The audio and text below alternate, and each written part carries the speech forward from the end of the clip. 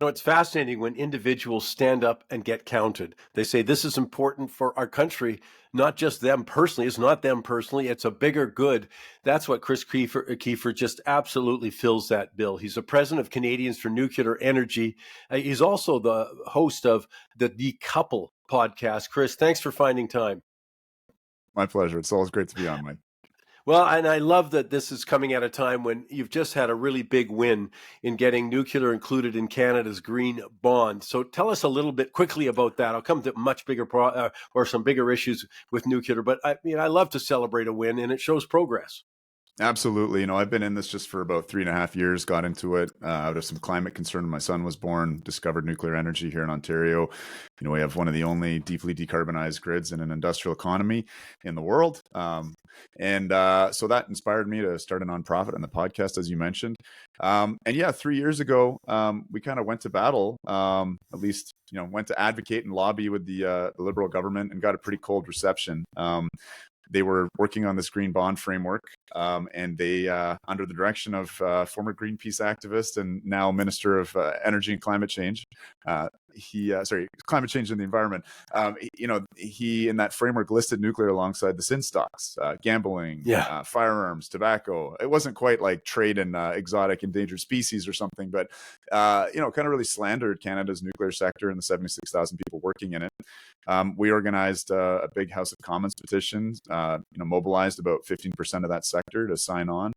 Lots of conversations, met the Prime Minister, met Seamus O'Regan, other ministers on the federal Liberal side, and we've seen a total U-turn. Kind of the wish list has been granted.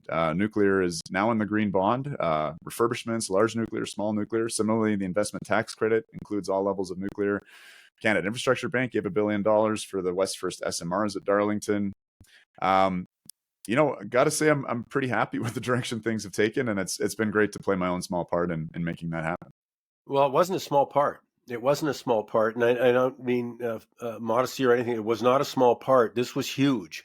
Public perception of nuclear energy had been poisoned by a phenomenal amount of misinformation, and it's been a struggle. But it's been a struggle where you see progress in so many different areas. In fact, I would say, there are some sort of holdouts there, but there's so many countries that are turning to nuclear as the obvious. It should have been obvious solution. If climate change is your deal, how about something that doesn't have emissions that lasts for, a generation? It's a generational thing, and it's just taken a long time to sort of beat that down. And one other victory I'm counting for you is I saw that the Ontario Federation of Labor, come on, they wouldn't have been described as big proponents of nuclear energy, but of course, this will be a big benefit to unionized workers, but they've turned around too. That plays a part.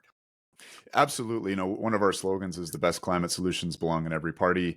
Conservatives are definitely on board, at least rhetorically. I do have some concerns actually with how they'll manage the nuclear file. If in government, once in government. The Liberals are on side now. The NDP have really been disciplined, I think, by organized labor. It is fairly concentrated in Ontario, but again, 76,000 workers, Saskatchewan, Ontario, in uranium and in nuclear. These are the best jobs out there. And this is the so-called just transition. Former coal workers who worked at our coal plants that provided 25% of Ontario's electricity, they transitioned into nuclear. And those workers are making their voices heard loud and strong in the labor movement. They're demanding respect. They're getting it. And, you've seen the NDP, which, let's face it, they're worried about hemorrhaging votes to the Green Party. They're being disciplined, I think, by organized labor. And so it's creating a pretty interesting dynamic because there's some old blowhards in the NDP still. But they're coming around. It's remarkable, and I'm going now outside of Canada too. It's remarkable how determined opponents of nuclear have been in the face of an avalanche of evidence, in the face of the failure and at least the recognition that wind and solar, for example, are intermittent power sources. And of course, we're seeing a blowback against wind and solar in so many areas. We've seen companies canceling projects, but we've seen lawsuits filed, et cetera, et cetera. Now, not to say that nuclear certainly has had to fight lawsuits too, but it just seems like the tide's turning when you see, Japan turning back toward nuclear energy. They're the Fukushima people, and they have overcome those fears. And of course, we're not talking the same caliber of plant. There's been a hell of a lot of progress since Fukushima, let alone Chernobyl. Well, I mean, listen, Fukushima is really your worst case scenario. I mean, that was one of the, I think it was the fourth largest earthquake ever measured. You know, all of the deaths were related to the earthquake, not the radiation from the nuclear Hmm. accident. And that was, that was three simultaneous meltdowns of large gigawatt scale reactors. No one died as a result of radiation. There was a Yeah. panicked evacuation, and unfortunately, over 1,000 people lost their lives. And I don't like to sort of allege blood on the hands of anybody, but the usual suspects in terms of the anti-nuclear activists were almost giddy and playing into a culture of fear, which unfortunately did lead to deaths, but it was from this botched and rushed evacuation. So the evidence is now clear on that on 3 Mile Island. Nuclear accidents, there's radiation issues in the plant in terms of an industrial accident. Beyond the fence line, certainly at Fukushima and particularly at 3 Mile Island, the highest dose the general public received there was about a chest X-ray. I'm going to be at work in a couple hours doing a whole Yeah. bunch of chest X-rays today. So we just, nuclear has to be considered alongside the other choices that we have. There's risks and benefits and alternatives. But again, in terms of a sort of sober analysis that I've made over the last few years, and with very much a public health lens, I think nuclear comes out on top in terms of our low carbon options. But speaking of that, how should we evaluate when we're making choices of energy sources? How do we side them up one by one? Obviously, things like reliability would have to be pretty high, Should cost be. would have to be pretty high. What kind of criteria? Because we have jumped into this debate big time, and I'm going back over the last 20 years without any framework agreed upon, and there should have been. I mean, we found out the hard way that reliability might be pretty high up on that list when you look in Europe, and all of a Well, sudden there was no reliability. of course, reliability is of absolute utmost importance, and it really speaks to the kind of privilege we have in the Western world, our blindness to energy, our blindness to the material world, what we take for granted, flicking that switch on, and how pissed off we get when when there's even just a brief blackout, or Hmm. I mean, Louis C.K. has that great joke about being up in an airplane and someone ragging on the Wi-Fi not working, and he's like, "You're in a tube Yeah. flying almost at the speed of sound through this. You know how long it took for the cattle trains to work their way across this country, and now you're in LA in 5 hours and you're just griping about some minor thing." Anyway, the challenge is not to create lots of clean energy. The challenge is to replace fossil fuel services. And like, love them or hate them, fossil fuels enable modern civilization. You know, Yeah. all the this on my ears, everything in our house. I mean, if you didn't grow it, if you didn't cut it down out of wood, or it's not leather, then yeah, it's coming to you as a mineral, which was mined using fossil fuels, or it's literally a petroleum product. 6,000 products out of a barrel of oil. Fossil fuels are not easy to replace. And we need to replace their services. So what are those? It's things like reliable baseload electricity, which nuclear does an exquisitely good job of. And we've gotten up to 75% nuclear in France, and that has powered a growing economy while accidentally decarbonizing the whole system. So I think that tells you something pretty remarkable, that you can again accidentally decarbonize while having a healthy, growing economy. So there's lots of ways to look at this. I try not to anyway be dogmatic or pick a favorite just based on aesthetics. But when I line up my goals in terms of deep decarbonization, reliable, low cost grid, even things again like workers' rights, dignified employment, a local supply chain, nuclear just consistently knocks the ball out of the park. And when we have mostly total Chinese dominance of the solar supply chain, credible allegations of forced or even slave labor, dismal environmental regulations over there. We need to not be romantic in how we make our energy choices, but be sober about it. So I'm hoping some sobriety is coming back. It has a tendency to when you have an energy crisis, when prices spike, or when energy security concerns raise their heads again. Francis Fukuyama was wrong. It's not the end of history. We're heading into a multipolar world, disrupted supply chains, and I think that's getting reflected now in some of the maturity of decision makers, just out of necessity. Something you mentioned a few minutes ago, yes, we can laugh at ourselves when we have any disruption. I mean, I'd be with that. Like if my computers don't work, my goodness gracious, but Yeah, it is amazing to me though, that over the last couple of years, we needed some harsh lessons to find out, hey, we need energy. I mean, it was yeah, like I have lots of time for people who have disagreement. But when you're talking about something so fundamental, so common sense, one of the lines I use here, Chris, all the time is, we're being led by people who didn't realize that the sun doesn't shine every day. I mean, yeah, but that's not unfair. They literally didn't in yeah, Germany. And you've watched about a 20% exodus of their manufacturing base of their economy. Why? Because they need the reliability, and they need, you need cost effective, but you need the reliability because Yeah. look at the prices when they started to didn't run out of energy, but when energy became more scarce, more expensive. Oh my gosh, you're seeing 400%, 500% increases, so all of that comes together. I'm just sort of astounded that we had to start at that place, let Yeah. alone we didn't even get to make a choice of which one we prefer. We didn't know No, we and needed it. this speaks to this idea of romantic choices, and I don't mean Mm-hmm. Yeah. uh, Yeah. but You don't a, mean dull lighting. Yeah. no, I don't. I mean dull lighting, and it's the sense that the Germans have a word for the doldrums of winter when there is no wind and no sun. It's called Dunkelflaute. This is a a Mm-hmm. culture that has a word for this, and yet they installed 60 gigawatts of solar in a country where the capacity factor is less than 10%. So this was a historic misallocation. Like, say what you want Yeah. about solar in Australia, I think there's still massive problems with it there, but this was just a catastrophically stupid idea. And we're seeing that replicated. And unfortunately, Canada is aiding and abetting that with our Canada-Germany hydrogen alliance, which, if you can believe it, and you want to talk about the Rube Goldberg machine of a wind and solar-based grid, I mean, it gets crazier. In Germany, they're trying to get rid of gas. Russia did them well. Russia cut them off.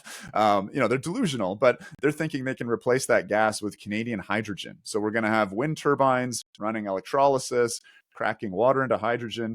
We're going to put that through the Haber-Bosch process, make ammonia. We're going to have a whole fleet of ships transporting ammonia over to Germany. They're going to crack it back from ammonia into hydrogen and then burn it. I mean, the efficiencies we're talking about are, 20, 30%. You lose all of that energy.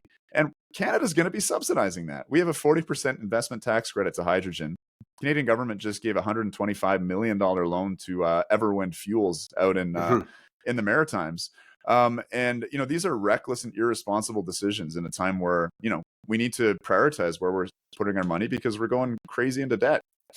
What have you found the biggest misconception still? I mean, let's just flash forward a few years. It was everything. If I went back Yeah. 5 years with you or 3 years when you started Canadians for Nuclear Energy and all the other work you were doing.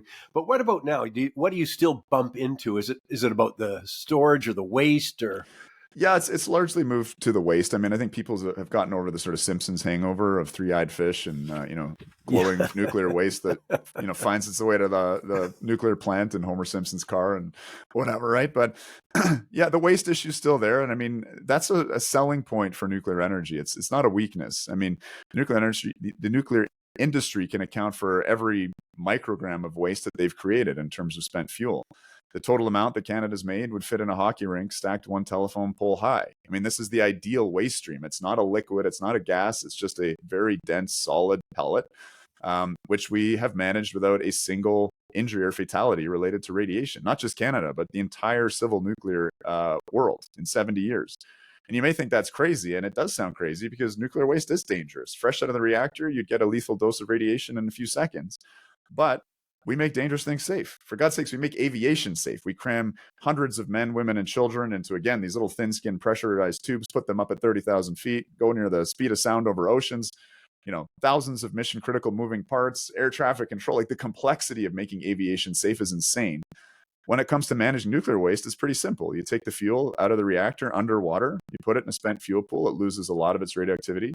You put it in a dry cask storage, which is basically a concrete and steel box. It sits there for a few hundred years. And after 400 years, you could take a fuel element and hold it in your hand. It wouldn't be dangerous to you. So radioactivity decays. The waste gets less and less dangerous over time.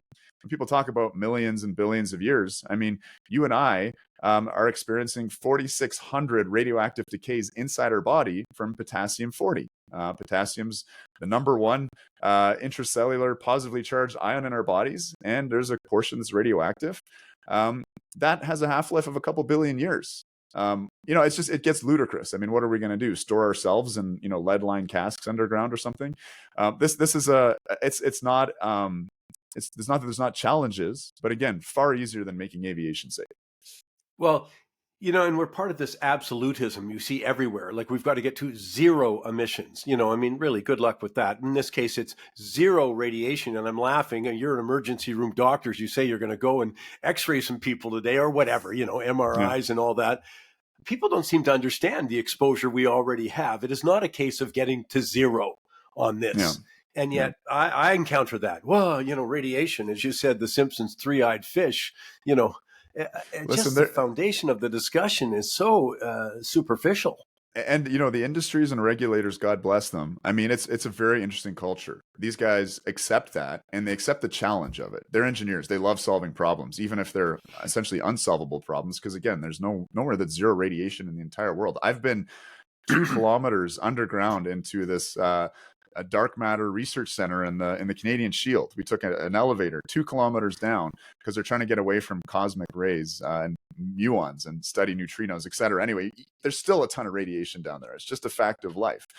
Yeah. Um, and yeah, I mean, I have parents coming in with toddlers that have fallen and bonked their heads, and they're begging me to irradiate their child's brain with a dose of radiation that's equal to what you'd get natural background for a year. There's in Kerala, India, there's an area that has a background level of radiation as high as the highest contaminated areas in Fukushima. Should they bulldoze up their beaches and put that all in plastic bags? There's solid evidence around the world that low dose radiation, I mean, we can't measure and actually detect harms from it. There are far bigger fish to fry in terms of carcinogens out there. And those are the boring old things that we take for granted because they're, even if they're visible, even if you see the smog, you don't think about it. You smoke a cigarette, you don't think about that. You have your exhaust is broken on your car. These are the dangerous things, actually, but they're mundane. They're everyday. I would think, though, on the positive note, back to the positive, at least from my point of view, is we are making progress. I don't think it should have been so difficult. And you're the one who's been on the front line with, many people, but I don't think it should have been more difficult. The case was straightforward. If we had started with some sort of what's our framework for the ideal energy sources, or what are the variables and how do we choose them, all of that kind of thing. But I want to come back to there has been progress made. I Yeah. alluded to Japan, but I think South Korea, it seems like every week, you'd have to know, Chris, that uranium is one of our absolute foundational recommendations for investment portfolios. Obviously, I don't know Yeah. individuals' investments, and I'm Yep. not suggesting that way, but I'm saying, hey, you better have a look at this stuff. And it's done extremely well. I'm proud of that. Mm-hmm. But it all comes from being able to chronicle. It felt like on a weekly basis, oh, this country is increasing. I mean, look at China, for example, the Yeah. huge Yeah. growth that they're planning, and India, you know. Yeah. So there is definite progress made. It's astounding, but I mean, it's interesting, and you look at why countries build nuclear, and there's two reasons, and they all boil down really to energy security. So why did Ontario go Mm-hmm. gangbusters building nuclear? Well, we didn't have our own coal deposits or gas deposits. We were importing coal from the U.S. We outstripped our hydroelectricity, mostly Niagara Falls, and we were rapidly growing and industrializing. So we started importing that Midwestern coal, shipping across the Great Lakes in great big barges. Well, in 1973, the OPEC crisis hits, and a knock-on effect is the price of coal doubles. And that was a big blow. Luckily, we had the second largest nuclear research center in the world after the States over at Chalk River, because in World War II, Mm-hmm. all the Allies brought their researchers over here. We'd been developing this nuclear reactor, the CANDU, and it came just in time. And if you look at, when we really went gangbusters, commissioning 22 large CANDU reactors in 22 years. That's a large reactor every year. That was totally in response to the doubling of the price of coal. And so, why is Eastern Europe the El Dorado of nuclear right now? Well, they don't want to be dependent on Russian gas. The other reason, that countries go nuclear, the Emirates just brought on, they're going to have 5,600 megawatts of nuclear soon. 25% of the electricity will be decarbonized in sort of one fell swoop here. They didn't basically have a nuclear engineer, 15 years ago, and now they've, developed quite the workforce. Anyway, I mean, that frees up more LNG for export and earn some arbitrage. And the Europeans have been dumb enough to screw up their energy system. So I don't really think you can sling mud at the Emiratis. But that's I guess in terms of the realpolitik of why nuclear gets built, that's why. And unfortunately, it doesn't happen for climate reasons because it's really hard. And again, if I want to steel man nuclear and say why it's a bad thing or we shouldn't do it, it's because it's difficult. It takes incredibly highly skilled people, incredible institutions. But the great thing is in Canada, we have them. We've developed those. Here in Ontario, we've been refurbishing, which means life extending our CANDU reactors. Every 40 years, you can actually swap out the core of a CANDU reactor. It's like an engine swap out, and you're as good or better than new condition because you've got upgraded parts and controls. Those are big nuclear mega projects. Those are coming in 6 months early. Those are coming in under budget. So we're proving that we can do big, complex mega projects here in Canada. We should be enormously proud of it. And I think that gives me hope that we're going to be able to pull it off again. That's another side. I'm glad you've brought it up because this is a real opportunity for Canada. We've had, as you say, decades long experience here. We've got the technology. Obviously, we've got an educated workforce that we can still draw on for more. I mean, I just don't want people to lose the economic, because that's another thing you rarely hear. Oh, wind and solar are going to give us the opportunity. Are you kidding? We've got sitting in our backyard. We could go out to the world right now, with proven technology. I just think it's a Yeah. remarkable opportunity for Canada. And we're actually getting that opportunity. We have sold CANDU reactors around the world to China, Korea, Argentina, Mm-hmm. Romania, and the Romanians are interested in building a couple more CANDUs. And so they just signed a $3 billion loan from Canada. The Export Bank approved that. Yeah. Every single dollar of that $3 billion is going to be spent, here in Canada in our nuclear supply chain.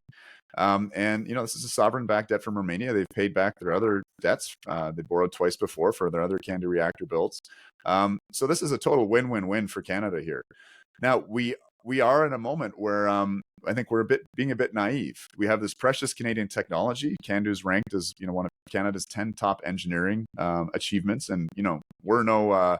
We've been incredible in terms of our, the Avro Arrow, for instance, or the BlackBerry. I mean, we're a country of real innovators. But because of a lack of a kind of cohesive national industrial policy that can really take advantage of this made in Canada design, this incredible supply chain, this economic multiplier factor. Like, did you know that every Yeah. dollar we spend on CANDU, we get $1.40 back in GDP? It's extraordinary. But due to a Yeah. lack of vision, there's the risk that we won't make the investments to modernize the latest CANDU design. The utilities are not asking for small reactors. Bruce Yeah. Power's been approved for 1,400 megawatts of new nuclear. They want to use that full capacity. So they've said to the CANDU folks, you got to come back to us with an even bigger reactor. They're working on it. But, the government is, again, wasting $125 million on this ridiculous Canada-Germany hydrogen alliance. If they were to match, with a consortium of industry folks, match that investment in R&D, we could get that in time to be competitive and win that bid at Bruce. But these are the things where, despite all the wins, I feel like there's still a lot of work to do. And I'm just this nosy emerge doc who's kind of fallen into this. And for whatever reason, it's been working for me. So hopefully we can carry that message forward. Well, it is a key message, and obviously political considerations jump in, really electoral considerations, and Yeah. that's been driving way too much of our energy policy. I'm not going to put words in your mouth, seriously, but I'll tell you, we're going to look back on what we've done, squandering our opportunities in Yeah. energy.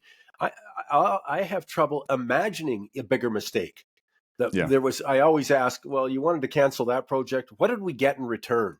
Right. Because Canada, 1.6% of emissions. We've got Chrystia Freeland, our deputy prime minister, finance minister, clearly stating with the Financial Times, Canada can't move the dial. So where Yeah. the action is for us would be to do exactly what you're saying, share our expertise, export our expertise, and help other countries reduce their emissions that are much more significant than ours. Yeah. And we'll wait and see if they take advantage. I think the green bond thing, we're finally nuclear, isn't the bastard child in the corner. That's a good start. Thanks to 100%. Thanks to your group. Mm-hmm. Got Well, you talk the language politicians understand. I got 10,000 signatures. You want to be on yeah. the other side of that? Yeah, yeah, no, and I mean 76,000 workers, and again, this Yeah, supply chain in Ontario that it feeds a lot of families. But in terms of the wasted opportunity, the 2010s were such a sweet decade, and we squandered them. Right? I mean, the cost of borrowing went negative. We had negative interest rates after yep, the financial crisis for a little while. Every single source of primary energy, be it uranium, be it oil, coal, natural gas, dropped peak to trough 90% during that decade. And what did we do? We squandered it on this massive wind and solar build out, which has shown no real significant size. They can spare a bit of fossil fuel use here and there, but they don't decarbonize your economy and your society. They're cheap. They last 20, 30 years. You got to replace them all. They desecrate landscapes. And, they're mostly relying on forced labor in China and yeah, coal-fired power to make polysilicon. This is not an environmental success story. But I think energy is really in a lot of people's mind. It's that kind of romantic aesthetic of harnessing these natural flows, and you forget that you need a machine to turn that photon Yeah. into an electron. You need a machine to turn that breeze into electricity, and it's a big, ugly machine that consumes a hell of a lot of resources. So, I'm glad some maturity is coming back in. We always say the best time to build a nuclear plant was 10 years ago. The second best time is now. We're in more challenging times. It's not going to be easy. Listen, I mean, all the Yeah. woes with offshore wind right now, those are capital intensive, commodities intensive projects. So is nuclear. I mean, I'm not sad that those projects are failing, but it's it's a warning for nuclear as well. It's a big capital intensive project, massive value proposition that wind doesn't give you. But it's not that the challenges aren't over now. Let me come quickly to the costs because, the old line I'm seeing out there all the time now is that wind and solar are a very cheap way of making expensive electricity. Yeah, Nuclear is the expensive one, but you make cheap electricity. Just a yeah. quick comment, because that seems to be, as I say, as the objections sort of fade away and get dealt with, some new ones arrive. That's one of them. It's just too expensive. Yeah. Well, I mean, the proof's in the pudding around the world. Once a nuclear plant's paid off, as we are here in Ontario, I mean, nuclear is the second cheapest source of electricity after hydro. And it is far, far lower than gas, particularly wind and then solar, which we gave these insane feed-in tariff contracts for. And you see that pattern really around the world. There have been economic closures of nuclear plants in the US. That's because the price of gas, went down to about $2, per million BTU on Henry Hub, for instance, right? I mean, that created a very challenging environment. And also, these subsidies, which are mandating, 30% of the system had to be wind and solar, zero marginal cost, can come on and off the grid however they want and knock a nuclear plant offline. So, that era of closures for economic reasons is over. This is a very cheap source of power. And, when we're talking about reshoring industry, a multipolar world, friendshoring, et cetera, Yeah. bringing energy intensive manufacturing back to this country, say what you want about the battery subsidies. I've got some concerns about those, but if you want to power a factory, you need baseload. You Mhm. need baseload. You can't afford to have a production line going off. There's an interesting documentary out of Germany, and what's actually recorded as a blackout is very different from something that disrupts an industrial process. So they have a factory that makes the copper coils for the wind turbines there, and they've been having millisecond power disturbances, which Yes. shut down the entire industrial process. They're offline for 3 days. Very sensitive instruments in these, in these machines that are doing the manufacturing there.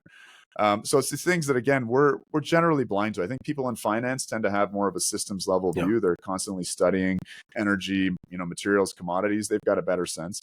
But unfortunately, even it drives me nuts. The climate folks, they have zero idea about Yeah. energy. They're concerned. I share that concern. I think we've got some really serious challenges ahead. But if you're energy blind, then the solutions you propose they're not I say helpful. try talking to one about the electrical grid and whether it's ready or not for wind and solar. You want a hopeless feeling conversation, just completely unaware of the challenges that are entailed if we're going to go renewable and the energy grid. And I won't even go there at this point. Yeah. Now Yeah. let me finish with a couple of really simple questions. Start to finish, if you had the permitting, how long does it take to get a nuclear plant built and running? Well, we have an issue here where our environmental regulations are bad for the environment. So we have the federal environmental impact assessment process. Bruce Power is working on, getting 4 large new reactors going up there. And they're not scheduled to come online according to current plans until I believe the end of the 2030s, maybe 2040s. And that's because the federal environmental impact assessment duplicates a ton of stuff that's already happening provincially. Yeah. And takes 7 years. And this is, Bruce Power wants to build on a current nuclear site, licensed for nuclear. These are some of the most environmentally monitored sites in the world. I mean, there's people out there in their waders, their hip waders, sampling invertebrate life out in the lake. So if this truly is an emergency, we should be, going gangbusters on it. Doesn't mean you don't do any assessment, but 7 years is far too long, especially given the urgency of the matter. And so, yeah, I mean, luckily we have a site at Darlington. I wish it was large nuclear. We need large nuclear in Ontario. Unfortunately, there's a path dependency towards SMRs, which are great for small grids like, Saskatchewan in particular, Alberta, Maritimes.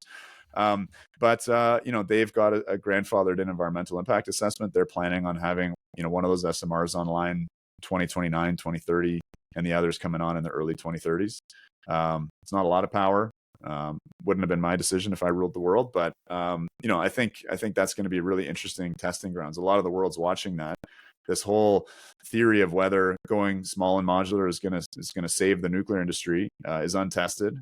Again, like I said, there's it's not easy street yet. We've won a lot of victories. Things are looking pretty amazing compared to how they were 3 years ago, but there's a lot for the nuclear sector to work Let out me for finish itself. with just asking, what's the next benchmark for you? So the green bonds was a big benchmark. You had a big campaign, successful. Yeah. Is there another benchmark around the corner? It may not be something that you have to advocate to that degree, but you're just going, when I see this, I'll know that another big step forward's been taken.